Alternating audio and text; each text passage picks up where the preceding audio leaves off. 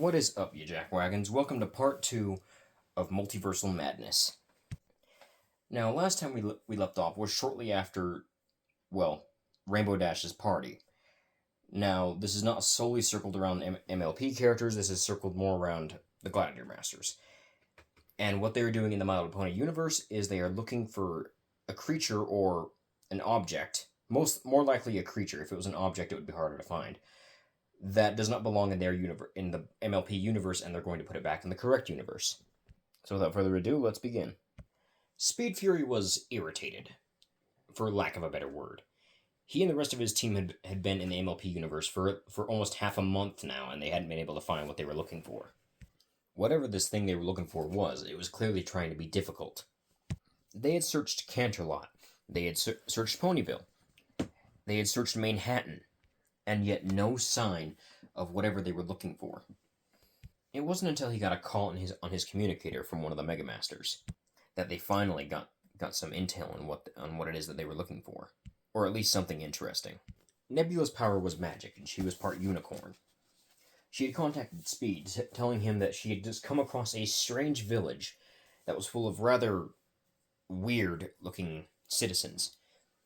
Speed said that to define weird, and she responded with, they all have the same mark on their butts, and they're all smiling, and the smile doesn't look real.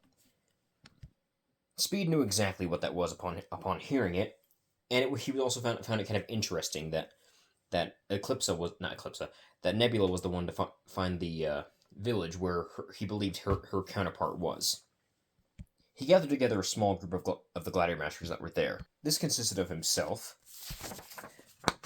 Jackie, who was Rainbow Shock's younger sister and was also a vampire. Not part human, she was full-blooded a vampire. She almost died one time, which resulted in 2 vampires saving her life by turning her into one of them. It was a very painful process, but I'm pretty sure it would be painful for anybody for when they have large bat wings growing out of their back. Telekineta was also brought along as backup. He knew what would happen if they went in there going too gung-ho, and he would need telekinetic if things got too out of hand, as she could hit any target from any distance that she chose. The final member of the group that Speed had come with them was Morph. Morph was the master of acid, and was also the leader of the Alicorn Force, a team of Gladiator Masters that consisted of 6 members that were all part Alicorn. Their team was very similar to that of the Power Rangers. It didn't take them long to reach this location. It being with super speed and teleportation, it wasn't really that big of a deal. Upon arriving, they chose to keep their distance, using binoculars to spy on the village from afar. Nebula noted how she had been staking out the village for a while, and had noticed that the leader of the village was the only one that didn't seem to have that fake smile on her face. Ah, I was right, said Speed. Nebula looked over at him. This is the village where the main 6 meet Starlight Glimmer. They haven't gotten that far in the season yet, though, so I doubt that we should interfere. You're kidding, right? Said Jackie. This is clearly a corrupted leader ruling over a bunch of innocent people. It's not as cut and dry as you would think, he said. Besides, if we interfere too early, it might cause problems. If I remember correctly, when the main 6 stopped during the original timeline, Starlight wasn't exactly too happy with it and held a grudge for quite a while, even going as far as to try and reset time, which was already a bad idea. Caused multiple problems as well. Nebula then pointed towards what had actually caught her attention, and outside of the village, there was seemingly what looked like a pony running around, although this pony was very much not regular like the others. And if the mane and tail that were literally made of fire was any indication, Speed Fury knew exactly what that was. Nebula then asked him, I've never seen a pony that has a flaming mane like that, around here at least. Is that normal? Is that a rarity, or I see what you did there, said Speed. No, that's not a pony, that's a Ponyta from the Pokemon universe. That's what we're here to get back to its own universe. Okay, so why don't we just go take care of it then, said Jackie. One problem with that.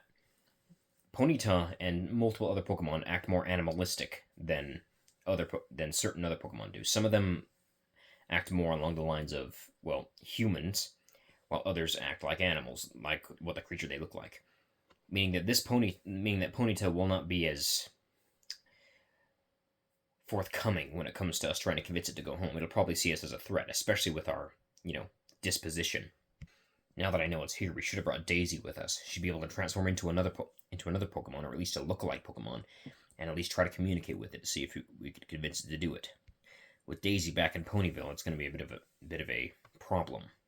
Why don't we just call her and ask her for help? Said Morph. Unfortunately, there's a situation going on back in Ponyville involving some kind of giant centaur dude. They don't need my help, but a few of them stay behind to deal with whatever this guy is.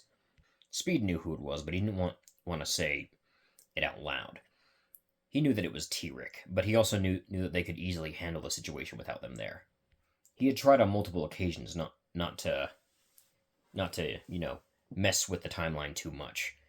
It would cause this MLP universe to be basically separate from the original one, making the story play out a bit differently. Although he figured that might have already happened. Luckily for Speed, he was able to catch the Ponyta off guard at the right time to open a portal right in front of it, causing it to go through. Well, that takes care of that problem, said Speed. Let's head back to Ponyville. Upon arriving back in Ponyville, the main six had just finished dealing with T-Rick, which was very coincidental on their part, or just lucky that it happened right when they got there. As the large tree-shaped castle appeared, that was supposed to resemble Twilight's cutie mark and being her whole castle and everything. And they did the whole musical number. The Glider Master just sort of stayed in the background, just waiting for them to finish with their whole musical number thing. And then it was time for them to say goodbye to the main six and the rest of the group. Speed Fury said that he was appreciative for them at least offering their assistance in finding what they needed to, but they had already taken care of the problem now. It was time for them to leave. However, when Speed attempted to open a portal to go back, the portal caused him to ricochet off and back onto the ground. A weird flash or image went through Speed's mind after bouncing off the portal, an image of a school that he also recognized, a high school. Okay, apparently we're not done, said Speed. What do you mean? Said Onyx. Well, unfortunately, there seems to be another anomaly, and it's not in this universe, but it still is sort of the My Little Pony multiverse. I beg thy pardon, said Slither, a large, humanoid, snake-looking creature. Your pardon has not been begged, said Speed. I don't make the rules, the Omniforce does. If you got a problem, take it up with it.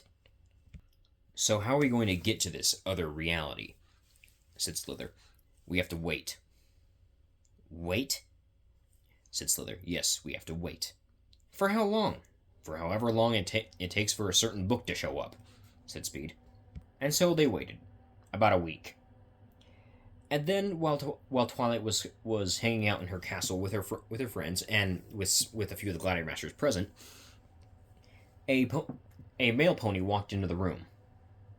Like, notes and envelopes, not like the gender. He was carrying a trailer with a large stack of books and other things, one of which was a book that was vibrating at the top. Upon noticing this and opening the book, Twilight realized that her friends from the human world required her assistance. This is when Speed Fury spoke up. We're coming with you. I don't know if that's a good idea, said Twilight. There's not alternate versions of us in that universe, he said. Even if there was, being Omniforce wielders, being in other realities does not mess with how they're supposed to play out. It doesn't cause trouble. But there's something in that reality that we have to take care of as well. And apparently the Omniforce doesn't want me to make a portal there and wants me to just follow you through the portal that you're going to make. How did you know I was going to make try and fix the mirror? Said Twilight. Mind reading, remember? I got all the powers of my teammates, and Telekinet is a mind reader. Twilight just shrugged before getting the portal ready, or getting the mirror ready. It took a little bit until they finally managed to get it to work. Spike was also coming along for the journey. Only a few of the Gladiator Masters were coming. Speed Fury and most of the Mega Masters specifically. Said Mega Masters that were coming, besides Rainbow Shock, were Sugar Rush, Gemstone, Stardust, Daisy, Lasso, Gripclaw, and and Dawn. The reason why only these 7 were coming, well, 8 if you include Ripclaw, were because they already looked similar to a certain other group of characters that were already going to be there. A group of characters that already resembled the main 6, or were the main 6, but as humans. As Twilight came through the portal, her friends were happy to see her until they noticed the 9 other figures that came through the portal, some of which looks very similar in appearance to them. This caused Pinkie Pie to ask Twilight if they were her friends from that world, but Twilight said no, they weren't. They were actually from another dimension and were here because something from another universe had ended up in theirs. Sunset Shimmer was the next to speak up, asking if it was the Dazzlings. Speed Fury stepped forward and responded with no, but before he could continue, another person came out of the portal from behind them, bumping into one of the Mega Masters. They turned around to see Exhaust laying on the ground. Speed Fury was a bit irritated that he said he was only going to be bringing some of the Mega Masters team with, but Exhaust said that she barely got to do anything last time, and she wanted to at least do something to help. Fine, he said, but retract your exhaust pipes. They're going to attract too much attention, and your tail, and your horns. Exhaust did so, retracting the exhaust pipes on her back, on her thighs, her head, which were her horns, and her tail. The only thing that wasn't retracted were her wheels, which were part of her body. The alternate main 6 began to explain as to how what the Dazzlings were doing and how they seemed to be messing with people's minds. Speed wasn't too surprised at this, but a few of the other Gladiator Masters were kind of a bit annoyed and a little bit irritated at the fact that these people who were disguised as teenage girls were causing this much trouble in a high school. As they ended up at a cafe, with the Gladiator Masters surprisingly not sticking out due to the fact that everybody had weird skin colors here for some reason, the only main difference being is that the Gladiator Masters had shrunk themselves down to a regular size for humans. While sitting at the cafe, it was when Rainbow Dash pulled out her phone and showed off her transformation that she had started doing with her guitar. When Twilight asked if this has been happening to everyone, Applejack said, "Yep, ears, tails, the whole shebang." This caused Speed Fury to look at her, saying, "I didn't see a tail." Rainbow Dash around the video and paused right where the tail was and pointed. "That's not a tail," said Speed. "That's just a longer piece of hair. It's not even attached to your butt." I don't care. I'm gonna call it a tail," said Rainbow Dash. Rainbow Shock, getting kind of annoyed, retracted her snake tail, and instead of her snake tail, her bat wings, and fish ears, and replaced them with a Pegasus tail, Pegasus wings, and Pegasus ears. The tail actually coming out of her tailbone and not coming off her hair. "This is a horse tail," said Rainbow Shock, smugly smiling at Rainbow Dash. She then retracted all those features and turned them back into her bat wings, fish fins, and snake tail, before then retracting those as well to not attract too much attention to herself. About a day later, Sunset Shimmer was walking on her own. Well, she wasn't alone. She was being followed by Dawn, who didn't want her to get, in too much trouble. Dawn, who actually was a alicorn, looked very similar to Sunset Shimmer, but her hair and a lot of other things about her were different. She also had more of a happy and sunny disposition instead of the reserved or whatever Sunset Shimmer is described as. She was never a bully like Sunset Shimmer was. Dawn then noticed that she was being confronted by who she assumed were the Dazzlings. And for being apparently the main threat for this version of the main 6, they weren't exactly all that threatening to her. They didn't even notice when she snuck up behind them. They did notice the bright flash of golden light, and when they turned around, they witnessed Dawn in her armor. Her wings had been retracted, but her horn and tail were still present. Her armor was now attached onto her body, with her flaming blades on her arms. She wasn't exactly a flame user, but she did use sun energy, which is a rare form of energy that not many people had access to. She was also back to her full height, towering over the Dazzlings. She lifted up one of her fingers as a ball of what looked like a miniature sun appeared in her hand. It began to grow and grow until it was big enough to take out all 3 of them at once, possibly vaporizing them. "Beat it," said Dawn. The 3 Dazzlings ran off in fear, not knowing who this was or what kind of power she had. Dawn then powered down, reverting back into her previous state. Her wings also reappearing. "You good?" She said to Sunset. "Thanks," she said. "No problem." "So, those are the Dazzlings, huh?" "Yeah. Not really much of a threat, in my opinion. Well, I'm sure they wouldn't be, considering how powerful you guys are, said Sunset. Well, if you need our assistance, we'll gladly help you, said Dawn. Meanwhile, the Dazzlings were both scared and angered, especially Adagio. She was both traumatized by whatever that was. She didn't know who that was or what she was capable of, but she was all but convinced that they were from Equestria, especially with the horn protruding from her head and the horse-like tail.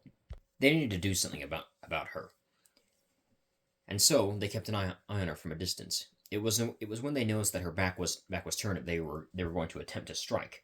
They weren't aware, however, that somebody else was watching them, and before they could even make a move, they heard the sound of tires screeching and what sounded like an engine revving. They turned to see Exhaust charging towards them the wheels in her heels digging and peeling up the pavement as she was, well, boosting towards them with the exhaust pipes on her thighs and back. She punched Adagio in the face, sending her flying through the door that wasn't locked, that was leading to the gymnasium, allowing her to bounce off the ground a few times before she actually landed in the middle of the gym. She came to a stop with a very very loud screech, glaring at Adagio.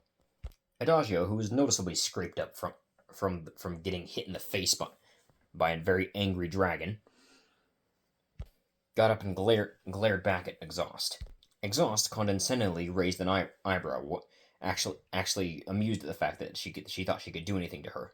Exhaust just stared back with a bit of a smirk on her face before finally speaking. We weren't going to get involved with you guys and trying to take over this school thing, but the instant you try and target one of ours, that's when we get involved. You don't seem to be able to really put up with that much of a fight. You seem to rely on those powers of yours a bit too much. The other two Dazzlings got on Adagio's sides and also glared at Exhaust. Exhaust just rolled her eyes, thinking, seriously? You think you can do something to me? Adagio said that Exhaust was outnumbered, and if she knew it was good for her, she'd turn around and walk away right now. Exhaust actually began to laugh, full-on cackling at her claim. You think you're the least bit threatening to me? She said. I'm one of the fastest people back from where I'm from. I'm also up there and the strongest. I just hit you with a punch while moving at the speed of a race car. Do you honestly think you can do anything to me? With a single punch, I sent you through a door into the gymnasium, and you're getting up, and you don't even look like you're actually in any state to actually fight me right now. If you even can fight. A few of the Mega Masters had heard the commotion and had walked in, Solstice, or Dawn, being one of them. Weren't we supposed to not interfere with them? Said Gemstone. Gemstone was a green skinned girl with the extra limbs of a hippocampus. She was also supposedly Rarity's alternate counterpart, but though she didn't look much like Rarity in the slightest. Don't blame me, said Exhaust. They're the ones that targeted Solstice. That's so, said Gemstone. She materialized her armor, her metallic magenta colored armor, with her two silver shields appearing in her hands. Her shields taking on their bladed form, getting ready to throw down.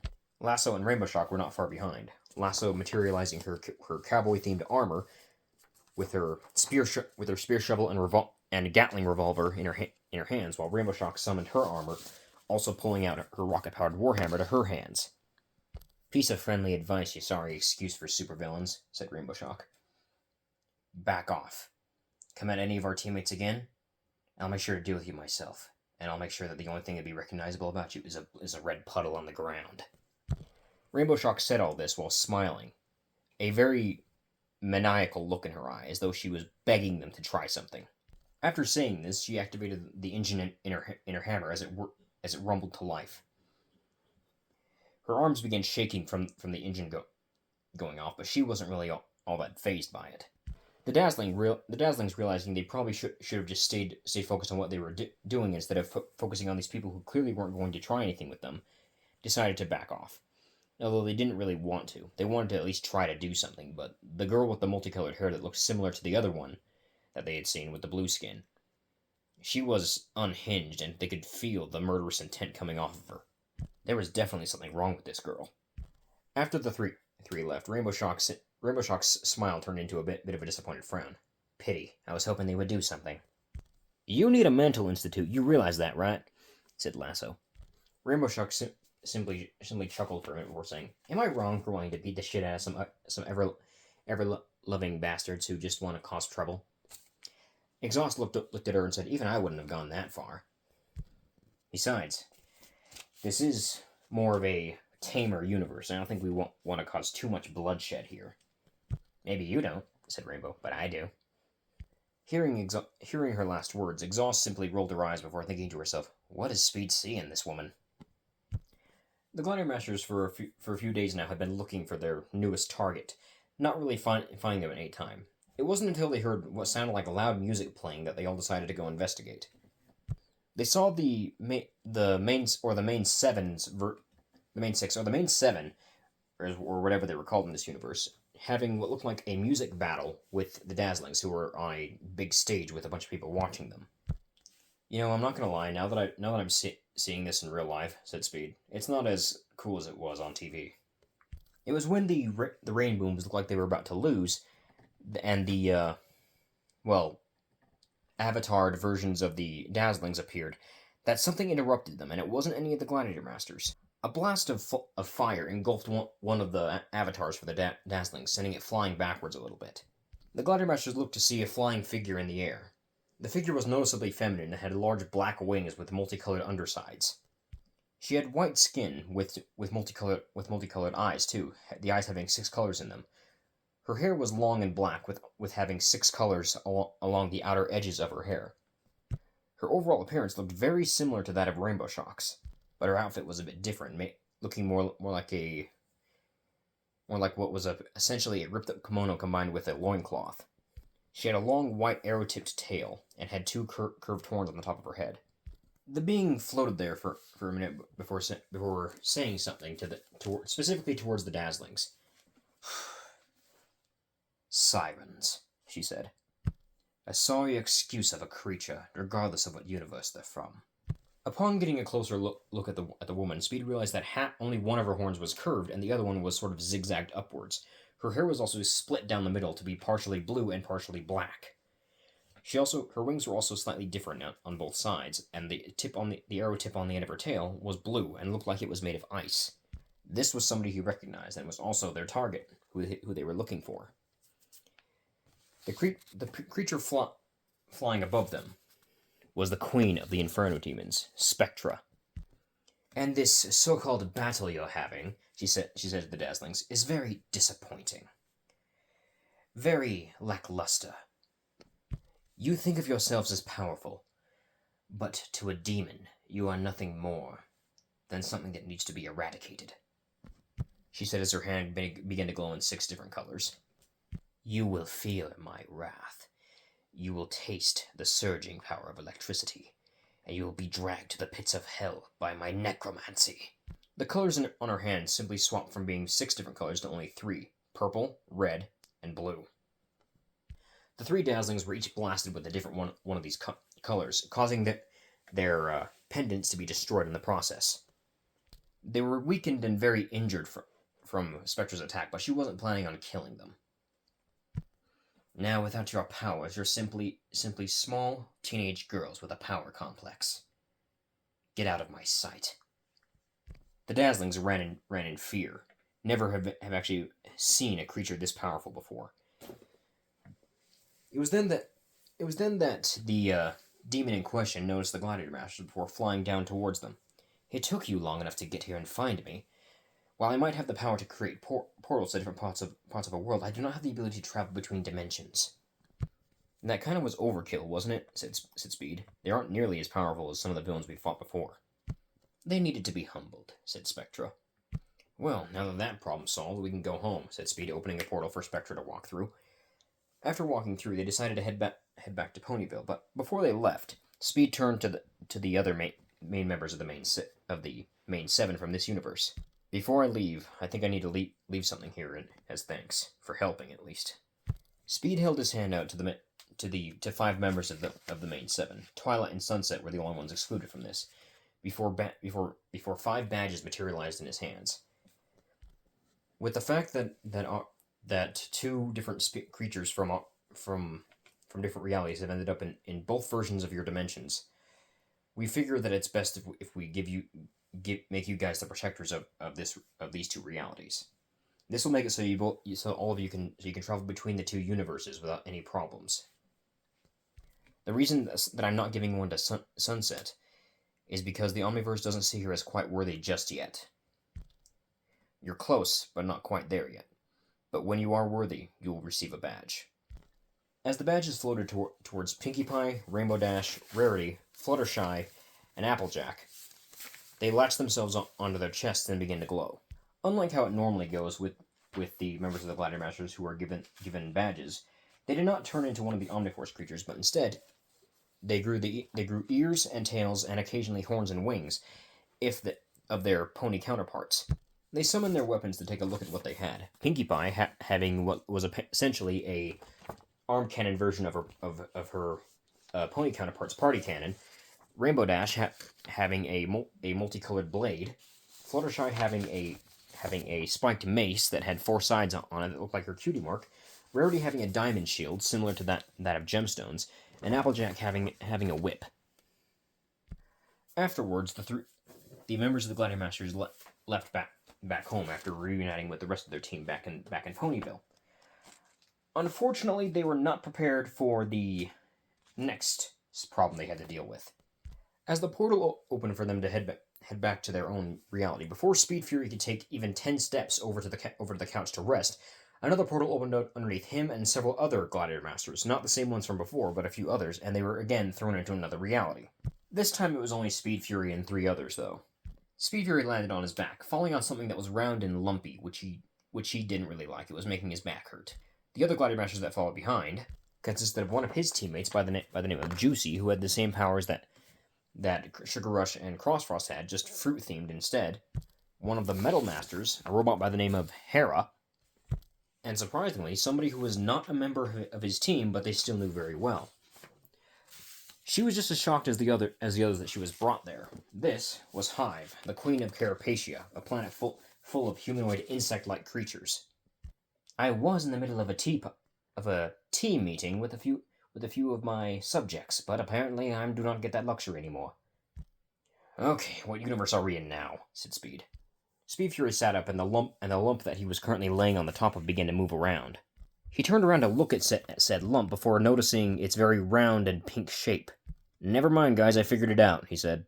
The small pink shape got up, which really wasn't that much getting up considering it only had feet and 2 nubs for hands.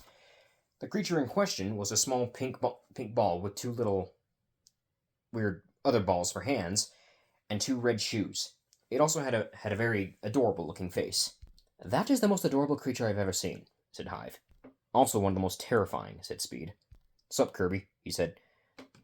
Kirby, who was now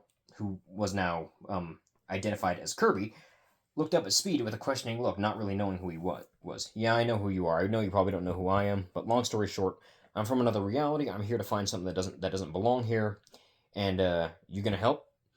Kirby just placed one of his nubs under his chin as though he was thinking for a minute before simply nodding.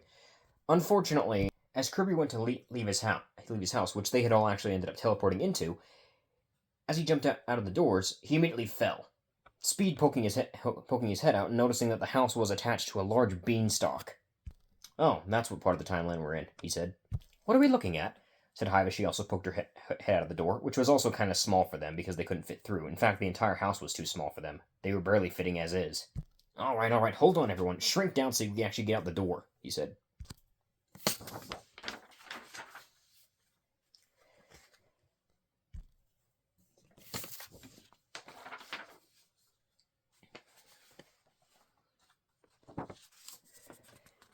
Juicy also shrank himself down and also fit through the hole. Mildly irritated at the fact that they ended up appearing in a very small space. So, what exactly is the whole deal with that? He said, pointing at the beanstalk. However, he didn't get an answer to his question, as the group noticed that Kirby was running off towards what looked like a castle in the distance. If my hunch is correct, King Dedede is in the middle of being kidnapped, he said. Well, he certainly runs fast for a little guy, he said.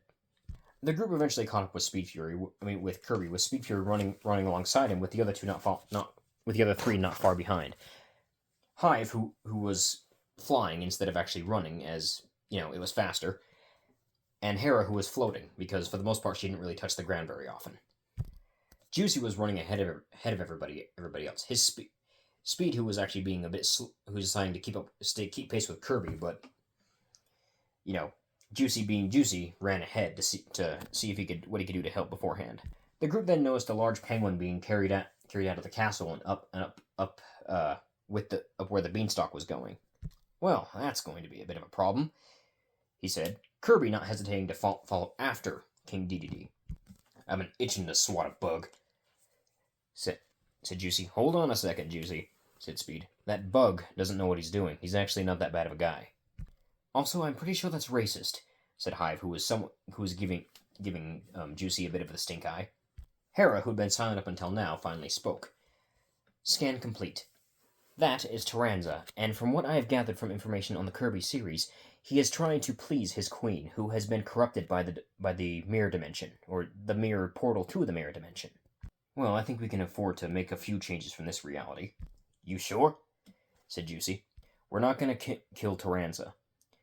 We're going to help Sectonia, his queen. We're helping the bad guys? Said Juicy. No, we're not helping the bad guys. We're going to cure Sectonia of her corruption. After we catch up to Kirby. Seriously, how is he that quick for being something so small? After they caught up, Speed Fury picked Kirby off the ground, which wasn't really that hard. Hold up a second there, buddy, he said.